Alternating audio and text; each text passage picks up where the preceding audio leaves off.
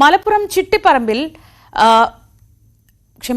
ചട്ടിപ്പറമ്പിൽ വീട്ടിലെ പ്രസവത്തിനിടെ സ്ത്രീ മരിച്ച സംഭവത്തിൽ ഭർത്താവിനെതിരെ കൂടുതൽ വെളിപ്പെടുത്തലുകൾ വരികയാണ്. യുവതിയുടെ ഭർത്താവ് ആംബുലൻസ് വിളിച്ചത് തെറ്റിദ്ധരിപ്പിച്ചാണെന്ന് ആംബുലൻസ് ഡ്രൈവർ അനിൽ പറഞ്ഞു.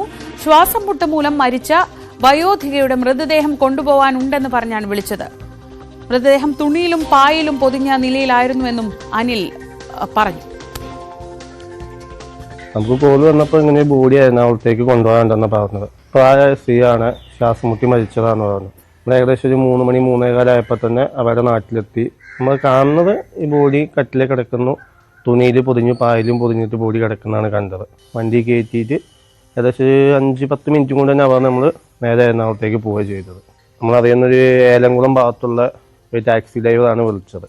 അവിടെ ഏകദേശം ഒരു 3-4 സ്ത്രീകളും 3-4 പുരുഷന്മാരും 2-3 പിള്ളേരും ഒക്കെയായിരുന്നു ഉണ്ടായിരുന്നത്. ബോഡി ഇതേ രീതിയിൽ കട്ടിലെ കിടക്കുന്നതായിരുന്നു കണ്ടത്. നമ്മളോട് പറഞ്ഞത് പ്രായം ചെന്ന സ്ത്രീയാണ് ശ്വാസം മുട്ടി മരിച്ചത്. നമുക്ക് മുഖം കാണാൻ പറ്റുന്നില്ലല്ലോ, പാക്ക് ചെയ്ത് ഇതായിരുന്നു. അപ്പം പിന്നെ നമുക്ക് മുഖം തുറന്ന് നോക്കാൻ എന്തായാലും പറ്റത്തില്ല. നമ്മൾ ലാസ്റ്റ് എറണാകുളത്ത് ചെന്ന് കഴിയുമ്പോഴാണ് ഈ കാര്യങ്ങളൊക്കെ അറിയുന്നത്. പെരുമ്പാവൂര് അവരുടെ വീട്ടിലാണ് ചെന്നത്. അവരുടെ വീട്ടിൽ ചെന്ന് കഴിയുമ്പോൾ ഏകദേശം ഒരു 5 മിനിറ്റ് നമ്മൾ കാത്തു നിന്നു ബോഡി ഇറക്കാതെ കണ്ടപ്പോൾ നമ്മൾ അവരോട് ചോദിച്ചു, ബോഡി ഇറക്കുകയല്ലേ, കുറച്ച് ഉള്ളിലേക്ക് പോകണം, ഒരു 4-5 പേര് വേണം പിടിക്കാൻ എന്നൊക്കെ പറഞ്ഞു. അതിലാണ് പെട്ടെന്ന് അവർ സൗണ്ടും കാര്യങ്ങളൊക്കെ കൂടി ബോഡി ഇറക്കാൻ പറ്റത്തില്ല, ഞങ്ങൾക്ക് സംശയമുണ്ട്, പോസ്റ്റ്മോർട്ടം ചെയ്യണം, പോലീസിനെ വിളിച്ചിട്ടുണ്ട് എന്നൊക്കെ പറഞ്ഞു.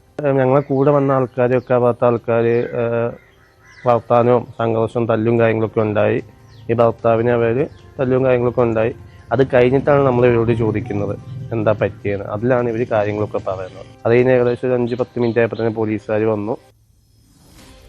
CV അനുമോദ് വിവരങ്ങളുമായി. അനുമോദ്, ഒരുപക്ഷെ അന്ന് എന്താണ് നടന്നത് എന്ന് കൃത്യമായി പറയാൻ കഴിയുന്ന ഒരാൾ ഈ ആംബുലൻസ് ഡ്രൈവറായ അനിലാണ്. അപ്പോൾ ഒരു മരണം അങ്ങനെ നടന്നു കഴിഞ്ഞാൽ ആദ്യം ആരായാലും ചെയ്യുക അടുത്തുള്ള ആശുപത്രിയിൽ കൊണ്ടുപോവുക എന്നതാണ്. പക്ഷേ അനിൽ എത്തുമ്പോഴേക്കും മൃതദേഹം അങ്ങനെ പൊതിഞ്ഞു വെച്ചു എന്നൊക്കെ പറയുന്നതിലുമുണ്ട് വലിയ ദുരൂഹത.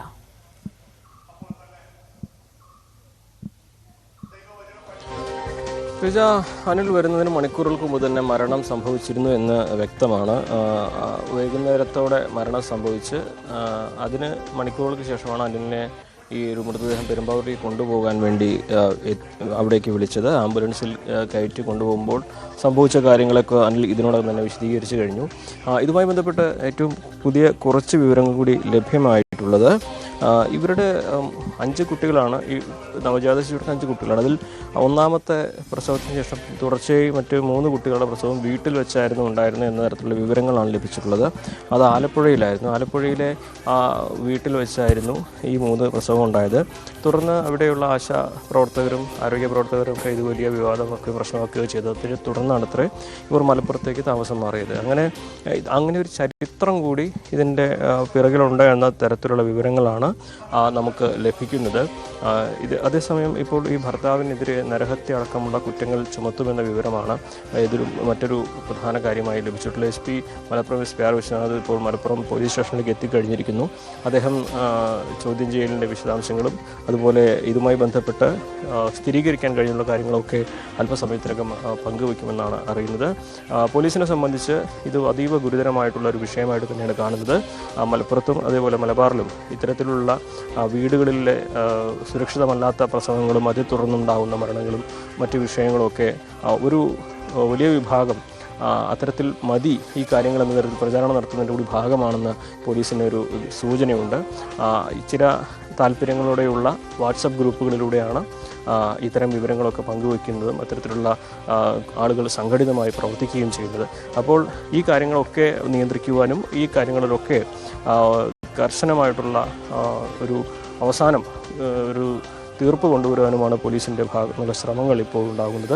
അതുകൊണ്ട് തന്നെ ഈ ഒരു വിഷയത്തിൽ സിറാജുദ്ദീനെതിരെ ചുമത്താവുന്നതിൽ ഏറ്റവും ഗുരുതരമായ വകുപ്പ് തന്നെ ചുമത്തി മാതൃകാപരമായ തരത്തിലൊരു സാഹചര്യം തീർക്കുക, നടപടി സ്വീകരിക്കുക എന്നാണ് പോലീസിൻ്റെ ഭാഗത്തുനിന്ന് ഇപ്പോഴുള്ള തീരുമാനം. അതുകൊണ്ട് തന്നെ നരഹത്യ വകുപ്പ് ചുമത്തും. അതിന് പുറമെ കൂടുതൽ ഗുരുതരമായ വകുപ്പുകൾ കൂടുതൽ എന്തെല്ലാം ചുമത്തും എന്നുള്ള കാര്യം കൂടി പോലീസ് പരിശോധിക്കുന്നുണ്ട്.